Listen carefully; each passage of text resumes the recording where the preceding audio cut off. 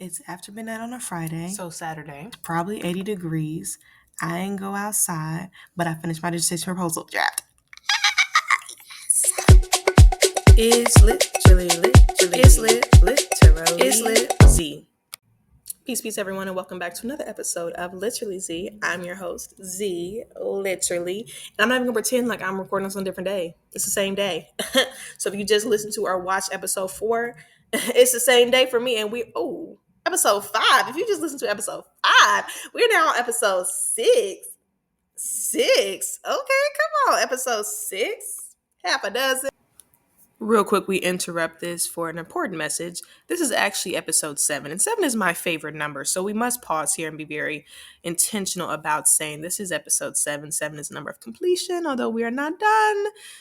It is nice to be at 7, and so I'm happy to be at 7. 7, 7, 7, 7. Not 6, but 7, because I was overwhelmed, and I had to push this one back. Okay, this is now episode 7. Thank you very much. All right, let's get back to it.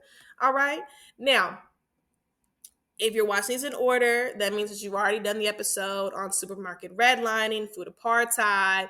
But don't fret, I can give you a little recap, okay? And if you've already seen it, I promise it's going to be a very brief recap, I promise. So that episode really followed my journey down the rabbit hole after a very anti-Black grocery shopping experience that occurred after a fairly pleasant one in a gentrified area. So again, the gentrified area happened, and then the anti-Black one happened. And that rabbit hole took me to grocery store policies on the whole. I talked about food deserts, food mirages, food swamps, food apartheid, supermarket redlining. Also, redlining was also in there, redlining generally speaking as well. And finally, tried to end on a little bit more of a positive note with food sovereignty. Okay. And from more on all of that, please go back and check out episode 5 if you've not already. Okay. Now, if you're still with me, great. Now we're going to get into environmental racism. I was itching to talk about this when we had the Inglewood example, but I held my tongue. And also, I want to note that a lot of what I'll be presenting here in this podcast is stuff that I did teach in a lecture. It's a graduate level lecture for master's students and doctoral students. So y'all getting a free class, and class is expensive too. Y'all getting a free class. Like that's, I'm putting something. I'm kidding. I'm gonna say I'm putting something in y'all pocket. I'm not, and I can't. But nevertheless, I do want to also bring a lot more of my lectures from that course to the podcast as well. So this is just one example of it. I really want to start from like lecture numero uno. This is from actually week 8 of the course. So y'all jumping ahead a lot, but I'm gonna catch you up. Don't worry. So getting back to that Inglewood example, though, I'm gonna have a whole lot of stuff coming up on the screen. So we first have this graphic, which is talking about Inglewood as a neighborhood. It shows you where it is in Chicago, south side of Chicago. It tells you who lives there, 95% Black, okay? 55% female, 45% male. The population is 26,000. It goes into the age demographics as well. So this is this page. Second page, social determinants of health, okay? Those include the social, economic, and physical conditions in which people are born, live, and work that affect their health and well-being. For example, where you live can limit access to healthy foods. This in turn increases one's risk for obesity and other chronic conditions related to diet. So they have economic factors here. The median household income is $22,000. The median household income for Chicago on the whole is double. Basically, it's $53,000. Okay. They also have the education, and majority of folks have that high school or high school equivalent. But most folks, are not, I would say not necessarily doing more than that, because if 36% is high school equivalent, 25% is less than high school, then that's already the majority right there. Okay. And that's not to say that's a bad thing. That is what they're saying is then connecting to some of this unemployment. So we have unemployment here is 35% for Inglewood versus 8% for Chicago. Also, the poverty line. So 45% of Inglewood is in poverty versus only 19% of Chicago. So majority, you see, the numbers, all right? 56% of households spend 30% or more of their annual income on housing costs. Look, I'm pausing in here to add a little bit more context to the housing cost aspect, because I don't believe that I went through it in the actual episode. And again, like, there's so many conversations that one can have about housing security as well. Environmental racism was the technical topic, so I didn't get too much into other elements of housing insecurity. But So sorry, excuse me, y'all. But for example, in other cities where there's a lot of vacancies, like folks be like, oh, why can't people just, move into these houses? But there'll be issues like lead, that runs through the pipes, if different issues with molding and insulation. I bring up insulation because when homes are not properly insulated, you end up kind of wasting money on energy because the house is like leaching cold air during the summer. It's leaching the warm air you're trying to pump out during the winter. And therefore, it just feels you can never get it cold enough in the summer. You can never get it warm enough in the winter because so much of that energy that you're using to try to cool your house, to try to heat your house, is actually going back out into the environment. And that is honestly in some ways an intentional practice, like things are rushed up. I literally went to a session not too long ago where these developers try to come in and incentivize folks to buy into this it's technically a federal program, but at the state level, to then get a loan. Like, we can get I'm not a financial advisor, but to get this sum of money, and you agree then to restore one of the houses that is currently vacant. But the amount of money they give you, there are other people in the room, and these are people in the room who are trying to do very environmentally, socially, ethically conscious homes.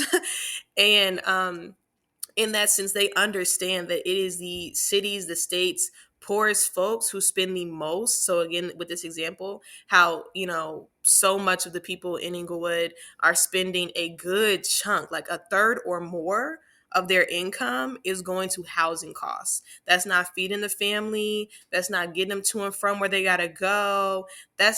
No emergencies, no hospital visits. A whole third of what they're getting in the income is just going to trying to maintain their housing, and that's why. So these folks are trying to do it a different way. They need a lot more money to do it. And now with these tariffs on Canada, where we get our lumber, Jesus, you know what I'm saying? But anyway, with all these extra tariffs, it's going to be even more expensive. But the idea of their homes, I just want to shout out this developing strategy, if you will, is to number one, wipe gut the pipes. That's number one because of the lead.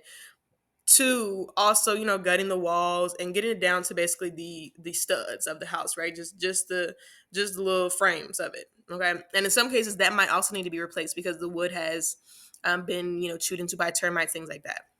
So getting the foundation real good and set, and then insulation, spending a good chunk of time and effort into really properly insulating the home, which will then again already decrease the cost of energy for the home already. That's off top. And then two, they also have this idea of putting solar panels on the roofs of these homes. And in that way, that home is able to produce its own energy, so basically a zero energy home, but get this, the amount of solar energy they would be able to generate, because also a lot of these homes that are vacant are in areas that have already been redlined and like segregated out to Black folks. And in these areas, we find that areas in the city that have more so Black people or minoritized populations, they're hotter, they're experiencing more of the effects of climate change. And so in that way, they're going to have a lot of sun to soak up. There's not as much tree canopy, things like that. So they have plenty of sun to soak up, and the amount of sun that they would take into their solar panels, they could then sell back out to other businesses and the city even, to then make money so they can profit off their homes. So like once they get into their home, number one, they're not paying an arm and a leg to keep the home, like to keep it cool, to keep it warm, all those different things. And then number two, they're also able to make money off of the home as well. So I just wanted to, as I was going through editing, I was like, hold on, I want to add a little bit more context to why that figure of spending a third of your income on housing cost is significant. I feel like I kind of passed over it, but that's a significant chunk of your money, which then does really limit what you can do with the rest of it. Now let's get back to it. Us, 1 in 2 children are living in poverty. 54% of households are receiving food stamps. 72% of households are at risk for food insecurity. And before we get into anybody try to run past here talking about some living off the government, number one, we pay taxes, so we should be supported. That's number one. And who is taxed the most? It ain't the rich, but the rich be getting all them tax cuts. They be getting all them tax incentives and credits. So they don't pay the government anything, but they get money from the government. And then those of us who are struggling day to day to pay rent and to put food in our own bodies and the bodies of our children don't deserve no services. Come on, like let's. So I'm not gonna go super down that, but I just, since I mentioned the word food stamp, and just in case, please don't come toward me. Don't even step near my doorstep talking that foolishness, because that's ridiculous. It's honestly ridiculous. Okay. And then physical factors. So we have 35% of the housing units are vacant. And what that typically means, this is not the only city that has that. Plenty of other cities have hella vacant homes. These homes are probably mold infested, probably also lead infested. So they're not really livable. Don't have insulation. So again, as temperatures fluctuate, climate change, again, not livable. Probably a lot of holes, and again, not insulated, but also probably has a lot of holes in the foundation and the roofs, things like that. Critters can come in and out. So there's different ways where these homes are probably have been probably foreclosed and abandoned. Okay. And so it doesn't fully help the housing crisis as far as folks who are without homes, because they're also not livable. And folks who come in to develop them for the rich and the white. They don't develop them for those who are living on the streets. Okay. And 51% of the adults report that they feel safe in their neighborhoods most all of the time. So a little more than half of them feel safe. And this is then, of course, they put that violent crime estimate right beside it. And they said 11,000 for Inglewood and 4,000 for Chicago. But again, I want to remind that 51% of the adults reported they feel safe in that neighborhood. So it points to who's feeling unsafe, and also the fact that with violent crime, specifically, there there there can still be nuance with that. I'll just say that there can still be nuance with that, because I I appreciate they're not fully connecting the violent crime with the fact that this is black and folks who are basically at the poverty line or below it. But some folks do that in a deficit mindset. So I just want to be careful in saying that. And I want to not skip it on here and seem like I'm fake and I'm trying to paint everything like it's just rose colored, but also be mindful of the fact that, these are the only numbers that I'm seeing right now, right along with y'all. And so we're not going to make extra assumptions about things. Okay. Now, as we move on to access to care is very important. There's often a high cost of care. We really should have universal health care. It should not cost us to prolong our lives. It should not cost us the way it does. So 17% of the population are uninsured. About 83% report having a consistent source of primary care provider. 66% report that it is usually or always easy to get the care and tests that they need, treatments as well that they need. 44% of the pregnant women received early and adequate prenatal care. 70% report receiving colorectal cancer screenings. Health behaviors, about 26% reported not participating in any physical activity or exercise in the past month. So I don't know why they even put it as like a negative, because that means that how many people were doing it, 74%. So like, why you had to put it as a negative? Okay. Anyway, 36% report drinking soda or sweetened drinks every day. Again, so 64% said that they don't drink those every day. Like, I don't know why it's like negatively coded here, but I didn't make this report. It's the University of Chicago. 33% report being a smoker, but again, what does that mean? 66.67% were not smokers. So it, like, yeah. 26% report eating 5 or more servings of vegetables and fruits daily. Now, that part is written more positively than the others. The other ones were like kind of like you could have flipped those to be more positive. This one, I say positive in the sense that it's saying who is doing the positive act. So 26% are doing the positive act, but it's negative because it's only 26%. So also this is the fun thing with numbers. And Dr. Fenwick, I'm gonna have to find her article and I'll insert it here. An article name. I know the context. I don't know the name of the article, but I'm gonna insert it here. Great. Let's give her praise. Thank you. But she did a talk at a community gathering. So this is not a gathering of scholars, faculty, PhD students. It's a community gathering with parents, teachers, everybody at the gathering. And she talked about how numbers are so deceiving. Do not believe numbers at face value when people give you numbers and they give you those summary reports, because they tweak and pull specific numbers to fit an agenda. Okay. And so just like I kept saying, like, well, 26% report not participating. Well, why would you just say that 74% are participating? Like, why did it have to be negative?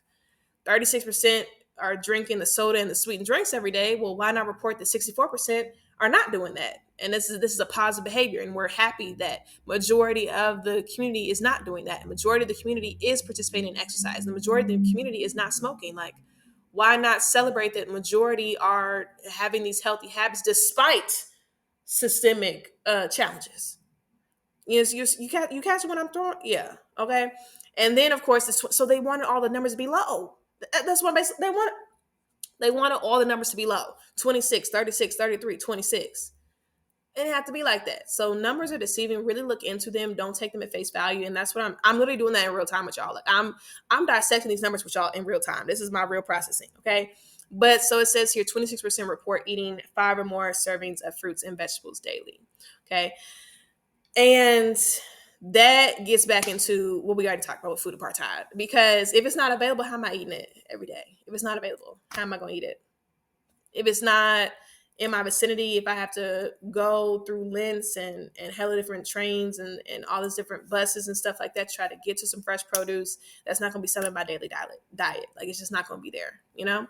And so then when we look at how health outcomes more specifically, this really feels like a throwback to the fact that racism causes changes to the brain for real. Like, all these things are parts of the system of racism, absolutely. Like the ways that we have a food apartheid that leads to food insecurity, that leads to these other, issues that they talked about on this whole access to care type thing and the health behaviors and all that they was talking about. Okay.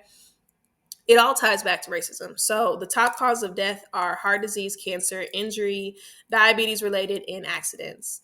Obviously, injury, accidents, again, more context will be needed, but heart disease, cancer, diabetes related, these are very common comorbidities for the Black community. When COVID hit, it was like, oh, heart disease, cancer, these are huge comorbidities. And cancer specifically, let me not get ahead of myself. But I'm going to be getting into the cancer cluster, which brings me to the father of environmental injustice, and it takes me to Houston. So I'm trying not to get too far ahead of myself. I'm starting with Inglewood because we just talked about them a little bit, and the issue with the Whole Foods. Because was Inglewood not the Whole Foods? Let me check. Let me fact check myself. Yes, Inglewood was the Whole Foods, absolutely. So anyway, that's why we're sticking with them for a second. And I'm gonna bring you back to Dr. Bullard. So anyway, cancer's on here, and stick that in your brain here. Keep it in the brain because I'm gonna be coming back to it. But also infant mortality. So 18 for Inglewood, 7 for Chicago. Life expectancy at birth, 72 years for Inglewood, 77 for Chicago as a whole. They mentioned the Loop. Very gentrified, very much so. Business district, 82 years, 10 more years on their life. Because why? Because racism causes changes to the brain that literally lead to premature death. That's why. It took 10 years off their life, literally. Okay. So they have high blood pressure, obesity, diabetes, which again, we already talked about how if you have food insecurity, you don't have access to fresh, healthy food, you're more likely to end up being to being obese, to having diabetes.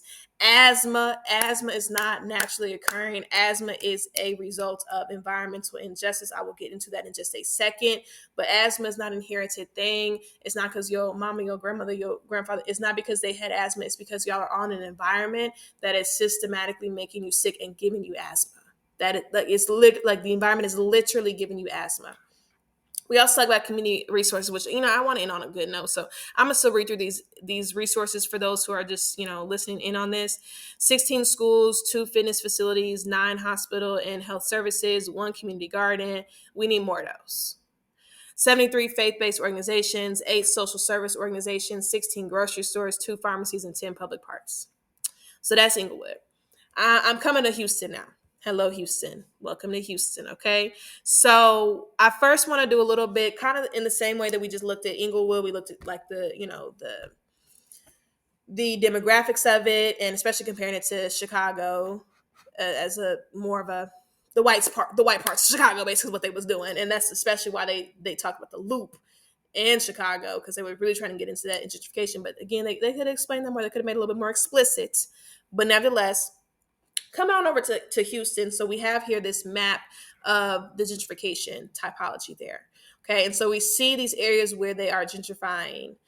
They have some established areas, some gentrifying areas, some continual areas, and some not gentrifying areas. And I would note here that the not gentrifying areas, by and large, as someone who has been and lived and worked in Houston, they're not areas that need to be gentrified because they're already white people. Like, obviously, like it's like I mean anyway. But all the areas where they are, establishing this gentrification are predominantly areas with Black and Latinx folks. I mean, Black and brown, but primarily Latinx folks. So, of the neighborhoods that are identified as experiencing gentrification, 4 are the historically Black communities. We have Fifth Ward and Third Ward. They're located inside of I-610 and Independence Heights and Sunnyside, which fall between I-610 and Beltway 8. Now, I can go down the rabbit hole as well about how highways mark redlining, they mark gentrification. These are ways that they have cut Black communities off from necessary resources like grocery stores and other places where they can have health and sustenance for themselves. So highways, as much as they, make your commute easier to work, I'm sure like highways have use, but there's so much history in the ways that technology and advancement and modernization has been used to systematically harm the Black community. Another quick example, if you think I'm just, talking my ish, even lanterns, baby. And I know we at the light bulb now. I know we got flashlights. I know, but if we go back to the lantern, you know why they brought that lantern on over here to the United States of America, these colonies over here, is because they required, especially in the North, because folks in the North were a bit more free than folks in the South, to hold lanterns if they were out after dark to be identified as Black.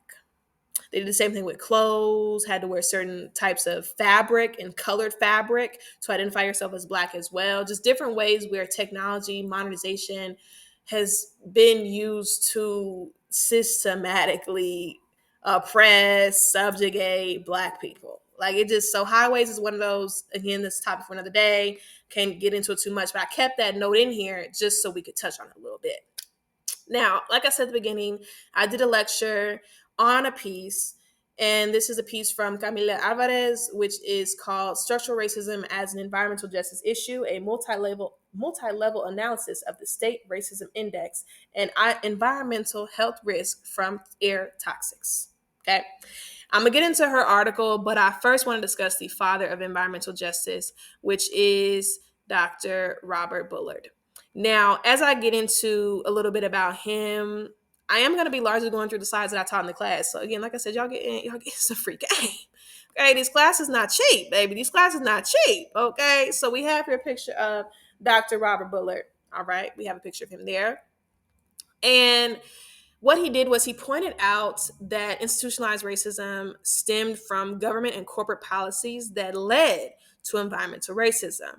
These practices included redlining, we already talked about it, redlining, zoning, colorblind adaptation planning. And again, that leads into things like the highway formation. So colorblind, like, oh, well, that's just normal pointing at. And they do the same thing with landfills, as he'll get into as well in the case that he fought. So the exportation of hazardous waste in large do affect poor countries in the global South as well. So I don't want to just keep this in an American context. Our neighbors matter as well. So the global South is really paying the price for our lax environmental policies and safety practices up here in the North. Okay. They make them into these like pollution havens. Folks who live in the fence line zones, as they're termed, they are extremely vulnerable areas. They're closest to toxic waste facilities. About 75% are more likely to be Black, and 60% are more likely to be Latino. Because again, considering the global South, it's by and large South America, Africa, Australia, things like that. Okay. People of color are more likely to live near places like hazardous waste sites, power plants, landfills, chemical plants, and other industrial complexes as well.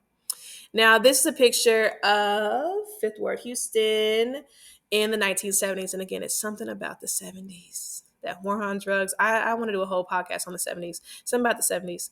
This is a picture of Houston in the 1970s, around the time where Bean versus Southwestern Waste Management case created this study from Dr. Bullard. So his wife at the time was working this case. She's a lawyer against the Southwestern Waste Management Company. And Dr. Bullard, being the researcher he is, dug into that to figure out what in the world was going on. And what he found, the statement was from him and Beverly Wright, is that one of the most important indicators of one's health is one's street address. Okay. He found that, and this is again at the time of the 1970s in Houston, he found that 5 out of 5, that is 100%, that is 100 with the percent sign, that is all of them, 5 out of 5 city-owned landfills, so the city is doing it, they know they're doing it, city-owned landfills, and 3 out of 4, 75%, 75%, privately owned landfills, so they also culpable, were in predominantly Black neighborhoods in Houston. He also found that 6 out of 8 city incinerators were in Black neighborhoods as well. In 1979, he found that 25% of Houston was Black, so a quarter, just a quarter. And yet 82% of garbage in the city was dumped on 25% of the city. 82% of the garbage was dumped on 25% of the city. 82% of the garbage in the city was dumped on the 25% of Houston that was Black. And he noted that this discrimination is a continuation of racial redlining, which blocked those neighborhoods from infrastructure such as sewages and water systems to begin with. So they don't have sewer systems. They don't have proper sewer and water systems at that. Okay. And the city is dumping garbage, is putting waste, incinerators, because landfills have waste as well, right? Landfills, incinerators, and dumping garbage on these places where they already know they have not put the infrastructure for sewage and water systems. That's intentional. That's not no happenstance. that's not no accident. Okay. The judge on the case was an old white man, and he had the habit of calling the Black plaintiffs in the case negresses. And he unsurprisingly ruled in favor of the Southwestern Waste Management Corporation, despite the wealth of information and research that Dr. Bullard did. The publishers were no better. Okay, they also were coming in and discrediting and things. Literally, he was able to build a case where you could see that from Houston to Dallas to the Louisiana Cancer Alley to the Alabama Black Belt to West Virginia, that there is clear discrimination that is causing the problems there. So these health problems, these environmental problems are all very much so systematically done via discrimination and racism specifically. Nevertheless, these publishers were asserting that there's no such thing as environmental injustice and everybody is treated the same. The environment is neutral. The environment is neutral. That's also, just circling back to the episode real quick, that's also why the term food desert was so insidious, because you're again insinuating that the desert is a natural thing and nature or the environment can be considered to be neutral. So nobody did it to you. You just decided to be in an area where y'all ain't got no grocery stores. I don't know what to say. You just decided to be in an area where we want to dump all of our garbage. I don't know what to say. Takes the blame off the people who are doing the nasty work. Now, at this point, the cancer cluster is only getting worse. So I taught in Fifth Ward, Houston, and reading about his work post, like teaching there in COVID, really resonated because my friend and sister teacher there hit me to what they call the Fifth Ward Cancer Cluster, which led to, deaths of so many folks, illnesses of so many folks in that community that I personally know as well. And I'm not gonna get into like more personal things about it, but it also just really hit home for me and for others. Like the cancer cluster really hit home, okay, last year specifically. But I was also reminded, getting into more my own personal business, of the Black neighborhood that I grew up in, and the different times where my granny had to raise hell, as she likes to say, to get the city to do routine work and upkeep within our neighborhood, which was it's a historically Black neighborhood. And they would often like change our schedules. They don't do that to the white neighborhoods. They would change our schedules for trash pickup. They would come in and, just really do what they want to do, like turn off water for da da da. They do it somewhere else. Like, it's a project that's happening somewhere else, but they come in and turn off our stuff, tweak our stuff, so they can then support and, modernize and do all this other stuff to these white areas. Disgusting. And also, the fact that we're surrounded by a railroad. So the railways there is pulling, lots of different things, but it's not it's not a train that's pulling people. So I'd say that, like, different construction materials. So there's a lot of dust that can swarm up in the area. And we even have an industrial site that was like literally right behind our house. And I remember playing outside plenty of times, and like dust clouds would just rise up over the wired fence that separated us, like our house and our neighborhood, from this industrial yard.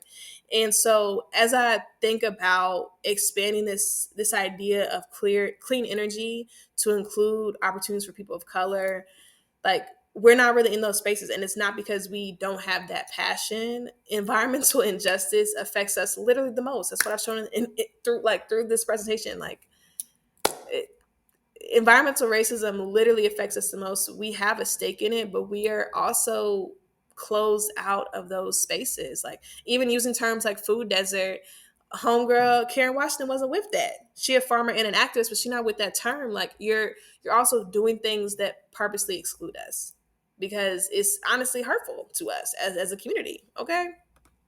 And as we consider like what it means to exist within these spaces, I think it also is important to note the difference between social justice environmental movement and the environmental racism movement.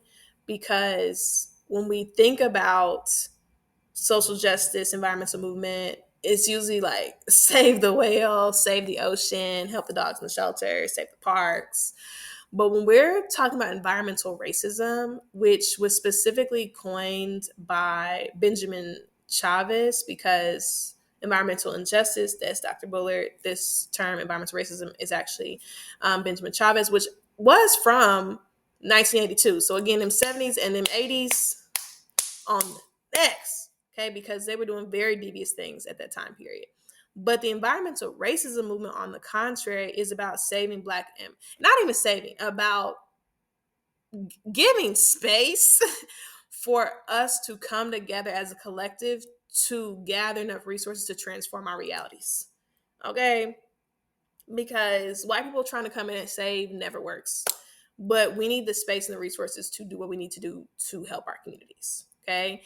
And it also examines, so again, the environmental racism movement more so examines the overuse of resources by the rich via capitalism. So it directly also has a critique of capitalism that's just not really there in the typical, like, I recycle movement.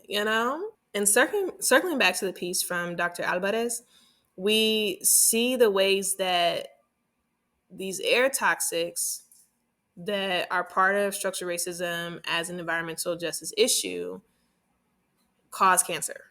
Now, cancer was also mentioned on the list for Inglewood. I said I was going to be coming back to cancer. I mentioned it briefly with Fifth Ward Cancer Cluster, as well as other areas along the South that are known to have a lot of carcinogenic elements to the environments, especially around Black and brown people. Now, in this study from Dr. Alvarez, she did a cross-sectional multi-level analysis on data from 65,000 census tracts. So she did a lot of data digging, okay? But I appreciate that she mentioned in this study that they may have been conservative, like these numbers may have been conservative due to political pressures from the industry. So they lying. That's what she nice to saying they lying. So these numbers are not even as bad as they really are. Like, they're not gonna be yeah, yeah. I said it right the first time. Yeah. These numbers are worse than what they appear, basically. These numbers are actually worse. So even some of these yellow areas probably should be red. Some of these lime green areas, I'm putting the map here. Some of these lime green areas might need to be yellow. Some of these dark green areas might need to be lime. Yeah, so it's not accurate. And we see, I mean, come on, Dr. Bullard, he's still right, because we see red all over the Houston area, that southern area of Louisiana, Alabama, on up toward West Virginia as well. He mentioned all these places. So, I mean, hitting on the head, hitting on the head. He literally said this, and this was back in 1970, 1979 exact was a lot of his study. And same results now, probably worse than when if he had had access to that much census data. I'm sure it is just astronomically increased since he did that. And so her results found that higher state level black white gaps have a higher level of estimated cancer risk and non-cancer respiratory system risk from outdoor air toxics for all racial and ethnic groups. So that means that if I'm in a state that has a high level of a black white gap, I could be any other race, and I'm still going to be within a state that has a higher level of estimated cancer risk, because, again, those states with that high black white gap are typically states that have been heavily redlined and zoned due to what?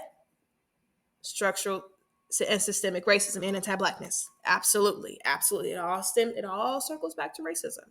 So if I lean back in on that food insecurity, food apartheid episode as well, the other thing I was biting my tongue on is the ways that one could say, well, then just, you don't have access to buy fresh fruits and vegetables, why not grow them?